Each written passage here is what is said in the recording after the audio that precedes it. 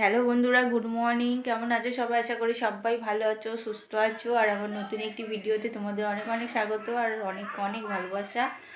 তো ঠান্ডায় একদম ভালো নেই, প্রচুর পরিমাণে ঠান্ডা পড়ছে, একটুও রোদ্দুর বেরোচ্ছে না। সবথেকে হচ্ছে বেশি বড় কথা হচ্ছে রোদ্দুরটাই দরকার এখন, তো রোদ্দুরটাই নেই, পুরো মেঘলা মেঘলা করছে। আর আজকে আমার একটুও ইচ্ছা করছে না রান্না করতে। তো কাঠে রান্না করি, তো একদম ইচ্ছা করছে না যে বাইরে গিয়ে বসে রান্না করি। তো বাইরে বলতে ওখানটায় ঘেরো করা, তবু ইচ্ছা করছে না, কারণ সব কিছু টেনে টেনে নিয়ে যেতে হয়। তো আজকে ভাবছি গ্যাসেই রান্না করবো।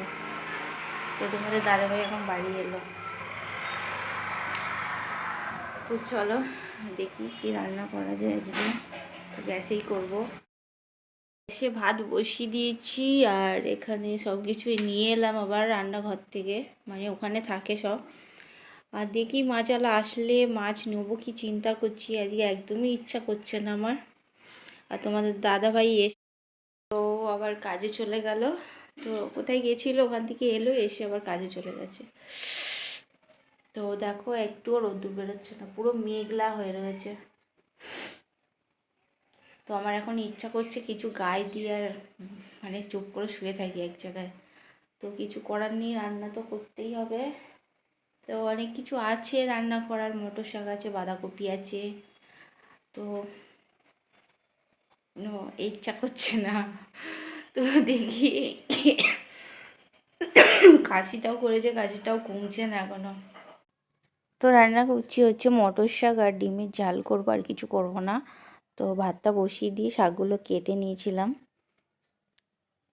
রান্না বান্না হয়ে গেছে, আর সব কিছু পরিষ্কার করে মুছে নিয়েছি। আর এখন চলে যাচ্ছি কলতলায় আর কি, বাসন মাজবো। তো কিছুটা বাসন শাশুড়ি মেজেছে।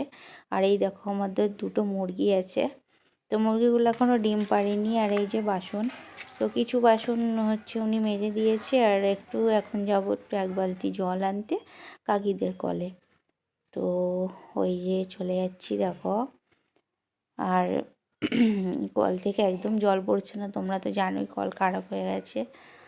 তো ওইদিকে কাকা হচ্ছে জল গরম করছে হাঁড়ি করে। আর এই যে আমি জল নিতে চলে এলাম। তো এই এক বালতি জল নিয়ে যাব, সকালে একবার নিয়ে গেছিলাম। সন্ধ্যা বন্ধুরা, তো ওই সন্ধ্যাবেলা আবার চলে এলাম, এখন হচ্ছে 6:30 বাজে। আর হচ্ছে তোমাদের যেটা বলবো, তো যে রিপোর্টগুলো করা হয়েছিল, তো ওগুলো ডাক্তারকে এখনও দেখানো হয়নি।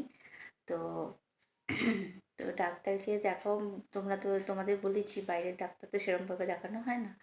তো হেলথ সেন্টারে দেখাতে হবে, নাহলে হসপিটালে যেদিনকে যাব সেদিনকে দেখাবো, তারপরে জানতে পারবো রিপোর্টে কী এসছে না এসছে।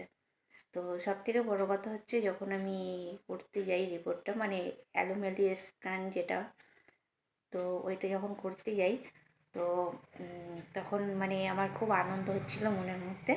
কারণ হচ্ছে যখন মানে ওটা করে পেটের মধ্যে, যখন ওই মেশিনটা আর কি বোলাচ্ছিল ডাক্তার, তো ডাক্তার হাসছিল। আর প্রথমে আমাকে জিজ্ঞেস করলো যে কমাস, তো আমি বললাম। তারপরে যখন ওটা বোলাচ্ছিল, তারপরে বলছিল যে ফুটবল খেলছে। তো মনের মধ্যে একটা আনন্দ হচ্ছিল, কারণ হচ্ছে যে মানে বেবির মানে হচ্ছে ছটপট করছে আর কি, মানে ভেতরে ছটপট করছে, খেলা করছে। তো ওটা শুনে খুব ভালো লাগলো আমার। আর ডাক্তারও খুব হাসছিল তখন, বলছিল। তো আরেকজন ওখানে ছিল, তো ও হাসছিল দেখি। তো আমারও খুব হাসি পাচ্ছিল। তোমার ডাক্তার আমাকে বকা দিল, কারণ আমি নড়ছিলাম, মানে হাসলে তো শরীরটা নড়েই। তো আমাকে বকা দিল যে নড়ো না।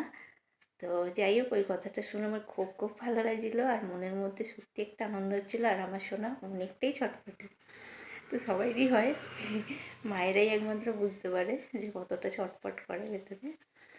তো এইটুখানি বলার ছিল। আর এখন তোমাদের দাদাভাই গেছে হচ্ছে দোকানে। তো এখন রুটি করব আর তরকারি করব। আর ও বলেতে সেরকম কিছু করিনি, তো রুটি আর তরকারি করবো। আর ছেলেটা বাড়িতে নেই, ছেলেটা ওর পিসি বাড়িতে বেড়াতে গেছে। তো বাড়ি আজকে আসবে বলেছিল, তো আজকে আসবে না, হয়তো কালকে আসবে। তো যাই হোক, আজকের মতো ভিডিওটা এই পর্যন্ত। তো যদি ভালো লেগে থাকে অবশ্যই লাইক কমেন্ট শেয়ার করো। আর অবশ্যই আমার পাশে থাকার চেষ্টা করো। আমি এরকমভাবে কষ্ট করে ভিডিও করছি, তোমাদের মানে দিচ্ছি, দেওয়ার চেষ্টা করছি। রোজ হয়তো পারি না, এক একদিন হয় না, কষ্ট হয় শরীরে, করতে পারি না। আর তার মধ্যে ফোনটা আমার কাছে খুব একটা থাকেও না, ওই জন্য ভিডিও করা হয় না। তো চলো, আবার নতুন ভিডিওর সাথে দেখা হবে। আজকের মতো